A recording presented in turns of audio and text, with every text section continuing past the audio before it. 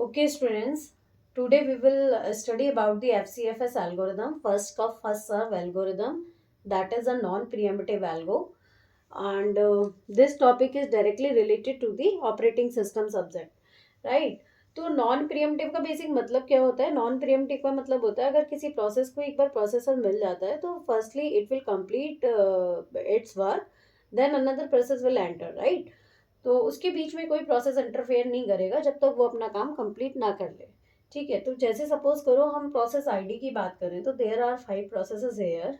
Arrival time is given here, burst time is given here. We have to calculate C T, T A T and W T. A T means arrival time, जिस time पे process enter करता है run होने के लिए। बस time is जो उसका एग्जीक्यूशन टाइम होता है, कंप्लीशन टाइम जिस टाइम वो एग्जिट करता है, तो हमें निकालना पड़ता है ये टाइम। टर्न अराउंड टाइम जितने टाइम वो सिस्टम में रह के एग्जिट होता है। और डब्ल्यू टी है वेटिंग टाइम, जितने टाइम के लिए वो वेट करता है प्रोसेस को रन होने के लिए। ठीक है, अब अराइवल टाइम पे इज अ मेन कंसर्न, हमारा मेन कंसर्न अराइवल टाइम है। हमें अराइवल टाइम को देख के प्रोसेस को शेड्यूल करना होता है। ठीक है, तो अगर हम देखें कि फर्स्ट कम फर्स्ट सर्व, तो जो पहले प्रोसेस आया होता है वो हमेशा पहले ही सर्व होता है, पहले ही शेड्यूल होता है। तो यहाँ देख लेते हैं हम।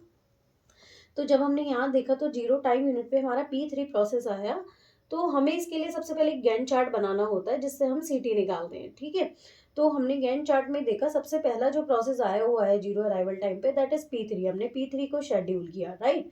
तो P3 का जो बस टाइम है, एग्जीक्यूशन टाइम है, वो 2 है, तो उसने पूरा 2 यूनिट टाइम लिया। ठीक है, अब 2 यूनिट टाइम के बाद हुआ क्या कि 2 यूनिट टाइम में कोई और प्रोसेस आया ही नहीं, क्योंकि जो नेक्स्ट प्रोसेस आया वो 3 टाइम यूनिट पे आया। तो जो 1 यूनिट टाइम था उस टाइम में प्रोसेस आइडल रहा, प्रोसेसर आइडल रहा, उसे कुछ काम ही नहीं था। तो वो एक ऐसा टाइम है जिसमें प्रोसेसर ने कुछ काम ही नहीं किया। अब उसके बाद क्या हुआ कि एक टाइम ऐसे ही पास हुआ। उसके बाद तीसरे यूनिट टाइम पे एक प्रोसेस एंटर किया जिसका नाम था P1। अब P1 एंटर हुआ, P1 का बस टाइम 4 था, उसने अपना पूरा वर्क कंप्लीट किया 4 यूनिट टाइम लेके, जिससे कि हमारा 3 के बाद जो वैल्यू हो गई वो हो गई कंप्लीशन टाइम 7। ठीक है, अब 7 में अगर आप देखोगे तो 7 के अंडर में जब तक 7 तक का यूनिट टाइम आया तो हमारे और भी प्रोसेस इसमें एंटर कर चुके थे। P2 भी एंटर कर चुका था, P4 भी एंटर कर चुका था और P5 भी एंटर कर चुका था। फिर से हमें ये देखना है जो प्रोसेस पहले आया, जिसका अराइवल टाइम कम है, जो पहले प्रोसेस आया उसको शेड्यूल करेंगे। तो अब हम अगर देखें तो 7 टाइम यूनिट में ऑलरेडी ये सारे प्रोसेस आ चुके, P2 भी आ चुका, P4 भी आ चुका और P5 भी आ चुका था।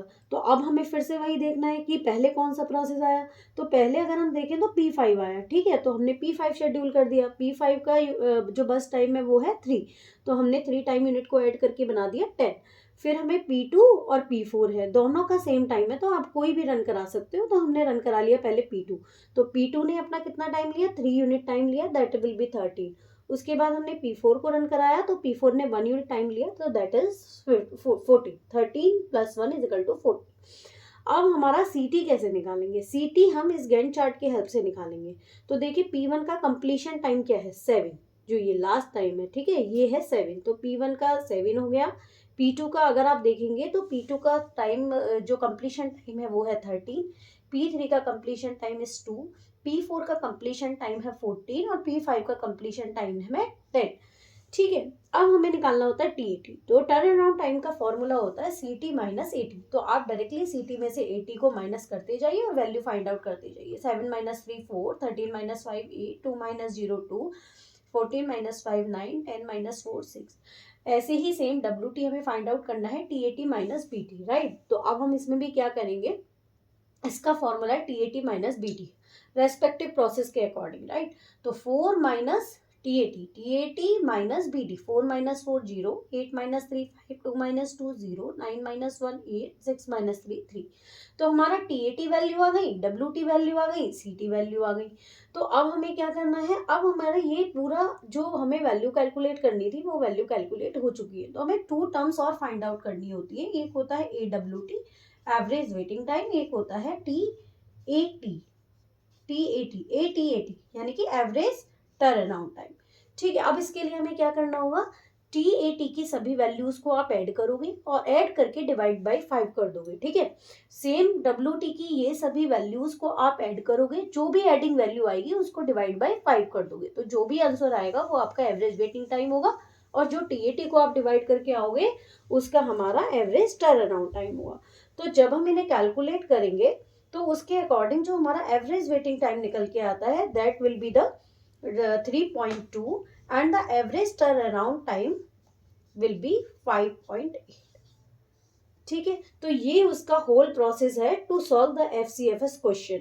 तो we have to focus on the arrival time and we will solve all the values, we will calculate all the values and we will sort out it. ठीक है स्टूडेंट, समझ आया तो थैंक यू वेरी मच।